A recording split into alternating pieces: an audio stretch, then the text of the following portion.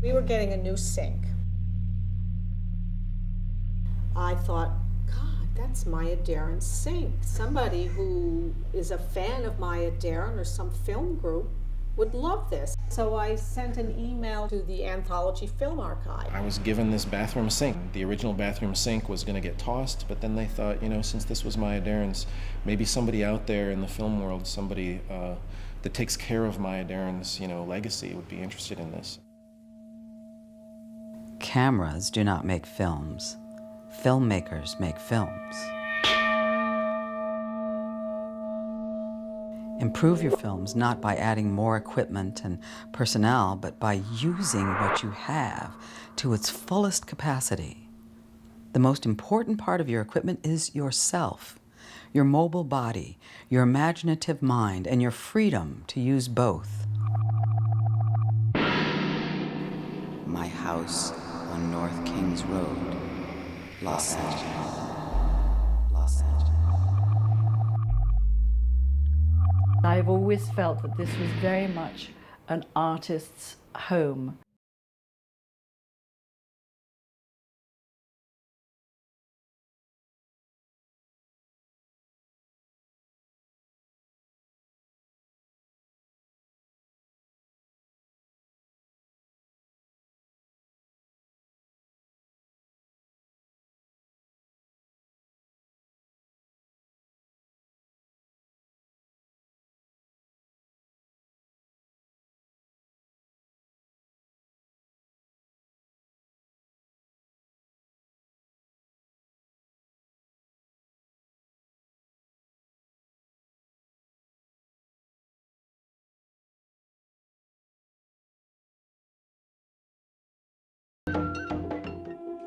Time is not an emptiness to be measured in terms of activity, whether that of watch or of aging, but as an active, creative element.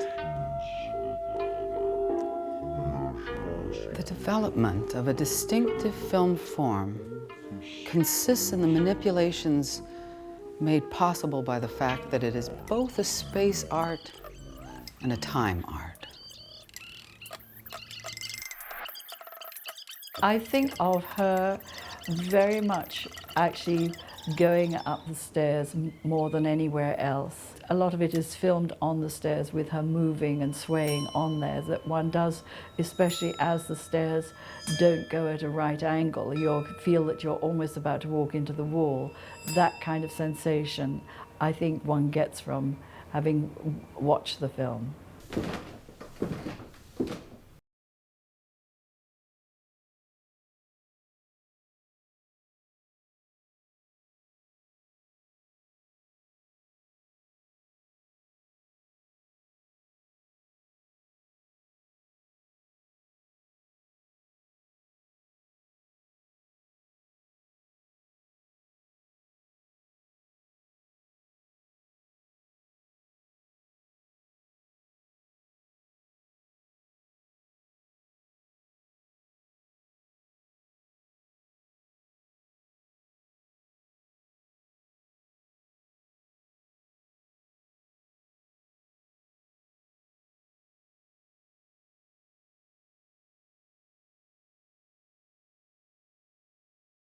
I've also had Tino Hamid, and his father Sasha Hamid was the husband of Maya Deren, visit the house and spend time here. Dear friends, still excited about the visit at your house. I went to look through old pictures when I came home.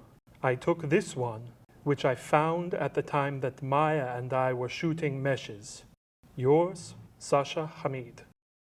So this is the same switch that's on the wall there. This is where in the Maya Deren is sitting, where you find her in the end, dead. At least I think she is.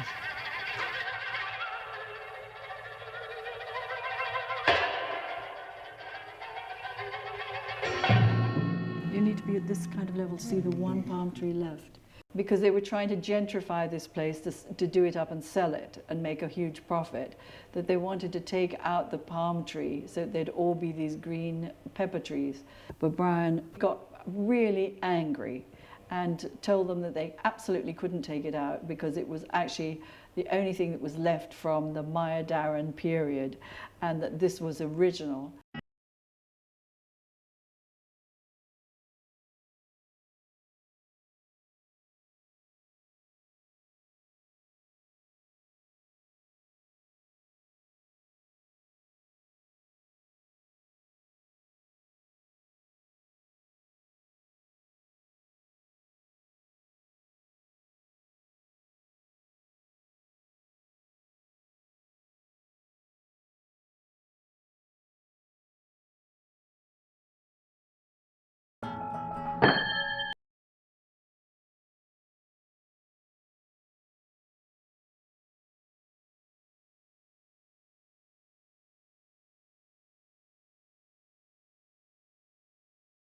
And an anagram are related simultaneously.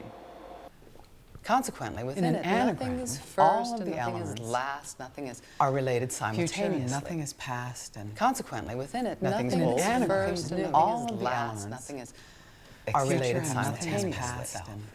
Consequently, Nothing's within old, it, nothing's nothing is new. first All of and the nothing is elements last, nothing is are related future, and simultaneously. nothing is past and consequently, within it, nothing's nothing old is and first nothing's and new. nothing is last, nothing is future and perhaps the nothing is anagram past itself. and nothing's old and nothing's new.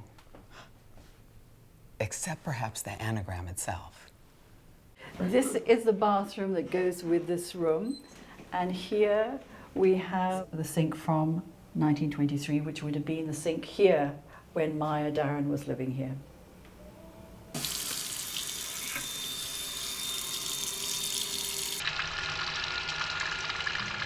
She was a very strong presence wherever she went. The energy that emanated from her was really unbelievable.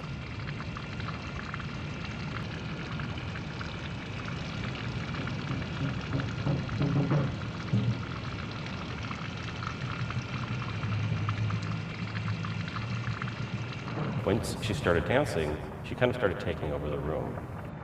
As she's beginning to lose all control, she stops and yells, Hollywood is the cloaca of the universe. Hollywood is the cloaca of the universe.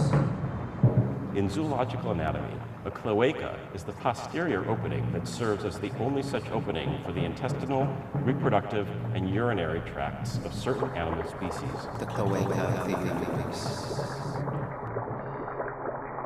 Sasha Hamid was really very tall, very handsome, and very beautifully mannered. He must have been in his 80s when he came here. They had actually only lived here for 3 months. During that time, I think it was quite a tough time for him, because he was saying he was actually trying to get into the camera union, who turned him down. It was like a closed shop, the union at the time, and I think the thing is you could only get in if you were like family. In the end, I think he was quite disappointed that he had to return to New York, and he settled in New York. New York was like a small village. Everybody was very intimate with everybody else. There were no strangers next door. There was acceptance on a scale that you don't find anymore.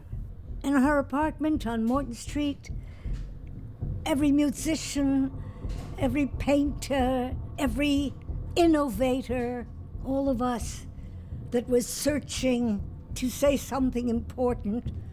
It was a kind of a community that thought politically alike. Time spans. A kind of necklace chain of time phrases.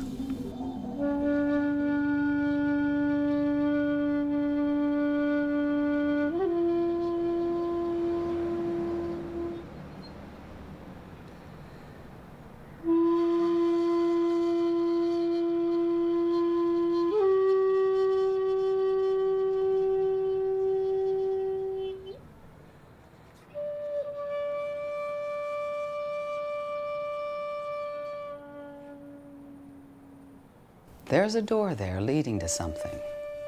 And I've got to get it open, because through there I can go through to someplace.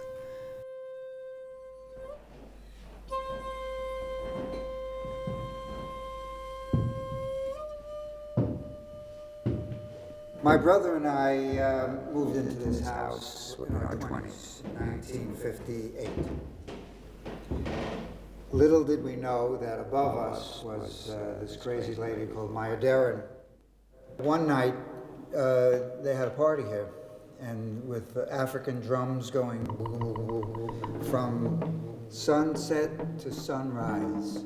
The people that surrounded her were somehow always in motion. I just know that there was a lot of gaiety at the party. It was a noisy, rather drunken, I mean, there were just happy. zillions of people that were just there, you know.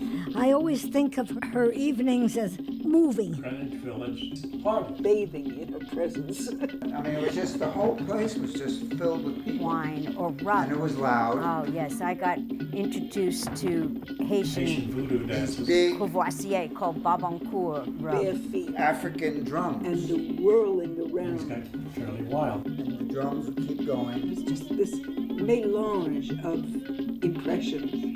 Commanded the room, you know. It was almost as if she wasn't aware of everybody around her. I guess the word I'd use most of all was magical. She was very self-absorbed in this dance of her. And our bedroom was right beneath here.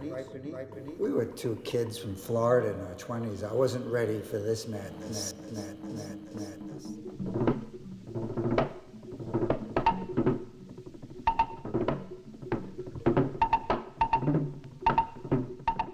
It was a powerful place. The space, the proportions, everything. That whole bank of windows and the light that would pour in.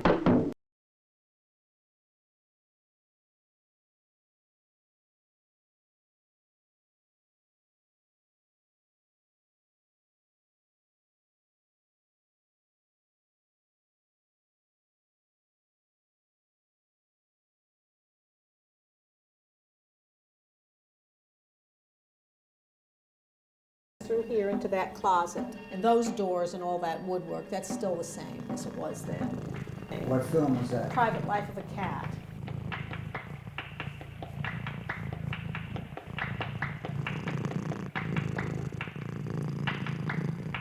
In here, there were cats up the kazoo. I mean, all over the cats, because I don't think she fixed them.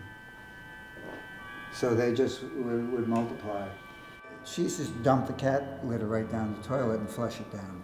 I mean, this is why the landlady was not too happy with Maya Deren.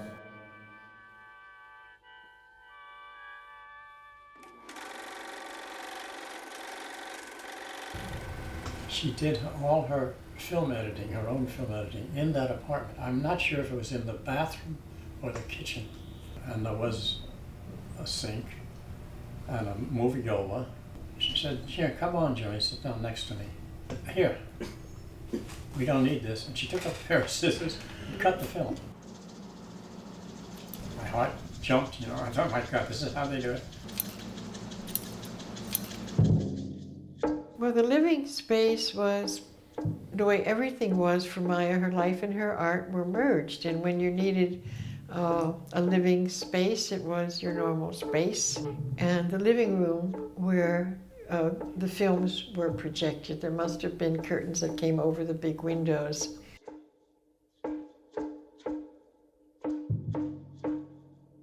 It was very hard to live in her space and try to form a new and loving relationship with Teji. My husband, Teji. My father was asleep on a bench in Washington Square Park, and Maya came across him and said, "Teji? Is that Teji?" She said, "What are you doing here on this park bench? Why don't you give me a call, Teji? You give me a call. We'll do some work together." The apartment was never free of Maya. She inhabited every inch, in every way. There was this energy all the time.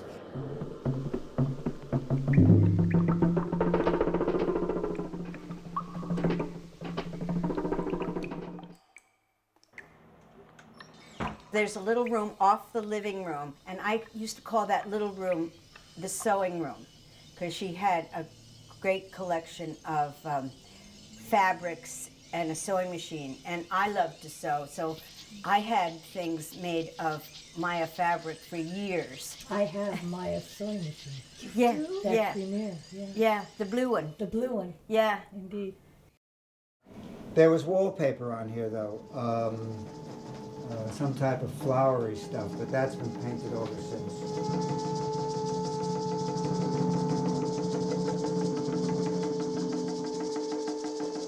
I know that the decor in the bathroom was very interesting. Yeah, it was filled with fishing nets and conch shells, and the room was painted an intense, very dark teal blue. It was like underwater, sort of.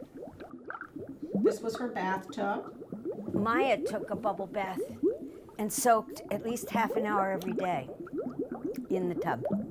So I had mixed feelings whether I wanted to repeat the same ritual. That's where the sink was, over there. I thought, God, that's Maya Deren's sink. Sink. Sink was. Sink.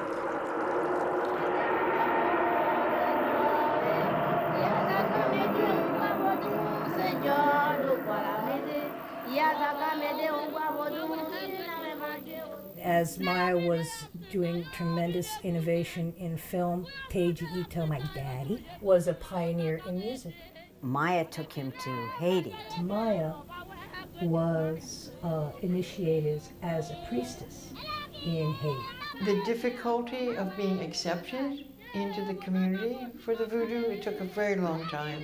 And it took her patience and intensive participation, going without food, going without drink, dancing and praying until you were transported in another realm, and then trying to come back from that to Morton Street in New York City, and all the competitive other filmmakers and the dire economics.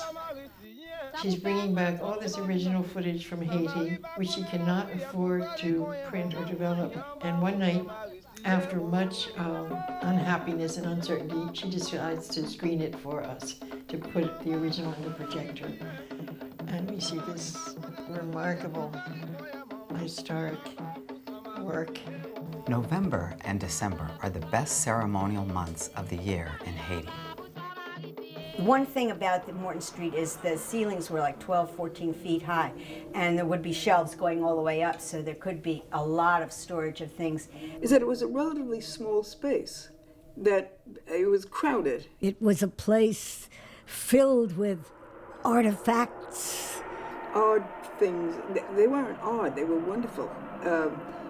Sticks that were shaped like snakes, or they were stones that looked like little fat babies. There were all kinds of objects that looked like something else. I never saw anybody that was so meticulous in organization of stuff. She had, I think, maybe 3 different notebooks, a page for each day in each one, and written down every 15 minutes what she was doing. And she had it in 3 different places, the same thing. So I know one was kept in the car because it was a big deal to find the parking place. They changed over the parking regulations to alternate side parking. Before you could park anywhere you wanted.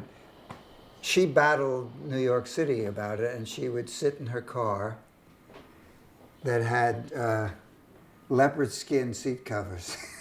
But she would just sit in her car and battle with the cops, and she was a strange lady. Movement is the projection of matter in time. The double exposure of time, slow motion, exists in our mind. No technique is valid which does not serve to make a statement.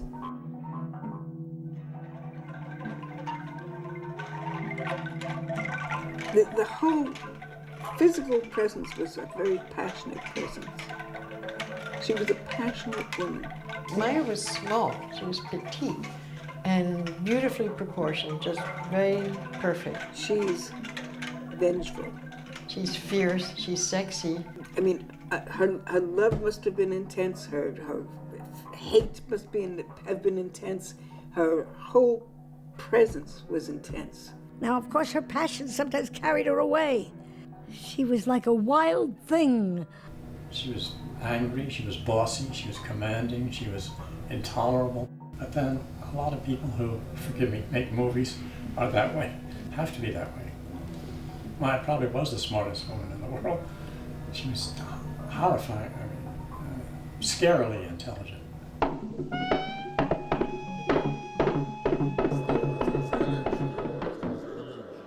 This is an old apartment, and there are probably lots of spirits wandering about. I assume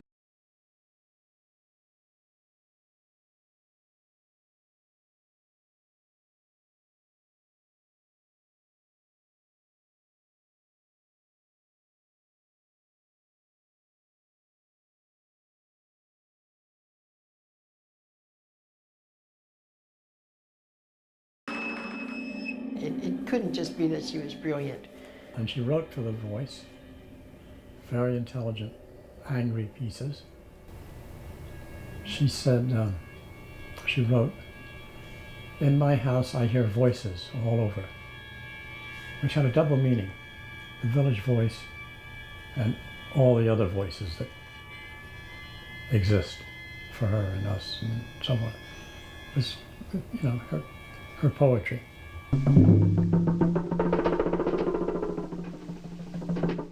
My house is full of voices.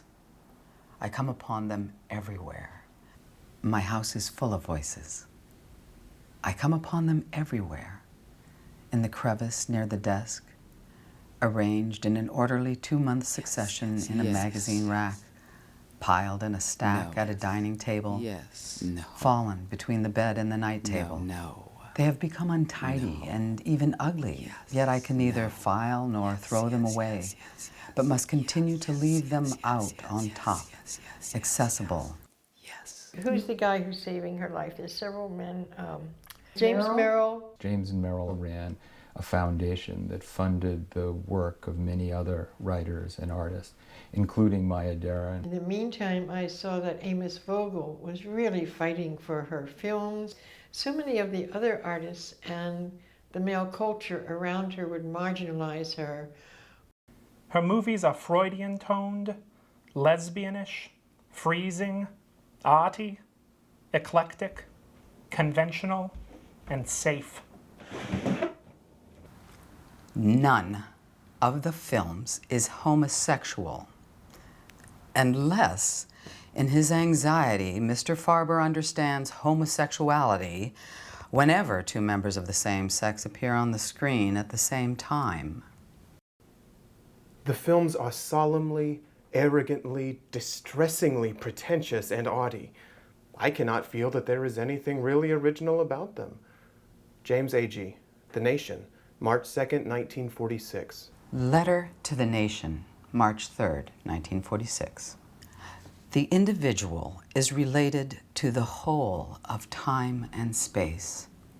It is the considerations of this sort which motivates these films and which, to me, justify the great and painful labor and vicissitudes of private, penniless production. Sincerely yours, Maya.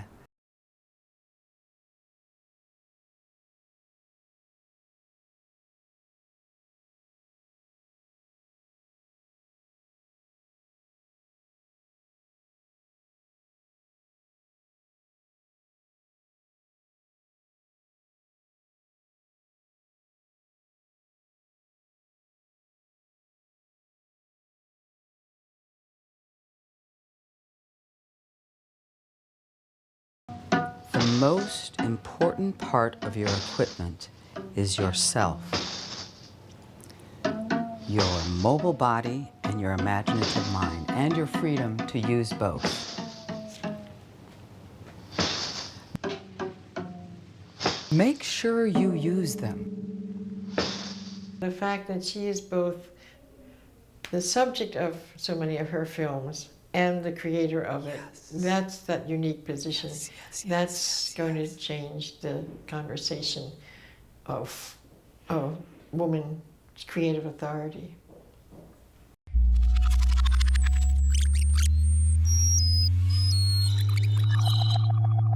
Her position seemed to me very fraught, very difficult. It wasn't graceful because her struggle was so embedded. The lack of money was instrumental in her death, it really killed her, running on empty, in other words, like a lot of us were in those years. I mean, I didn't myself have 2 nickels to put together when we started The Voice, but Maya could have done so much with just a little bit more steady income.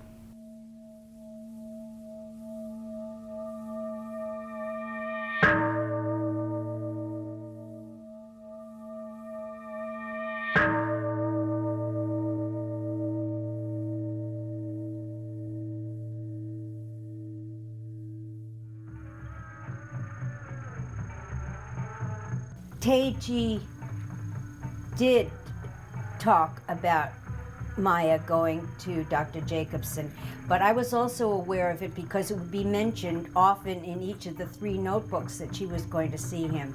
But we used to have these little, I called them little green hearts, that were Dexamils, which was a popular thing in the early 60s. And I guess they were a little more casual about drugs. He could get 500 at a time at the drugstore.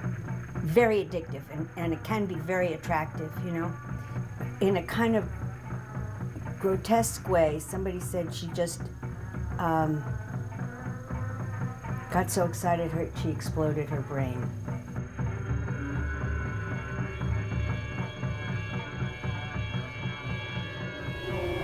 She was also very available, emotionally available to people who needed help. There was a point in my life when I was very troubled, and I stormed out of where I was living and just went uptown someplace. I didn't know where I was going. And I knew I wanted to see Maya. And I'm not a mystic. I heard her say Jerry in her voice. Jerry, Jerry. I heard her say Jerry. And when I got back home the next day and entered the apartment, Louise said, Maya's dead.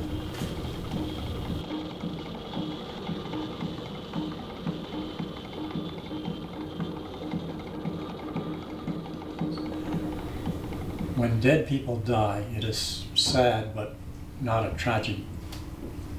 The point is, this woman was not dead. She was a living person who died.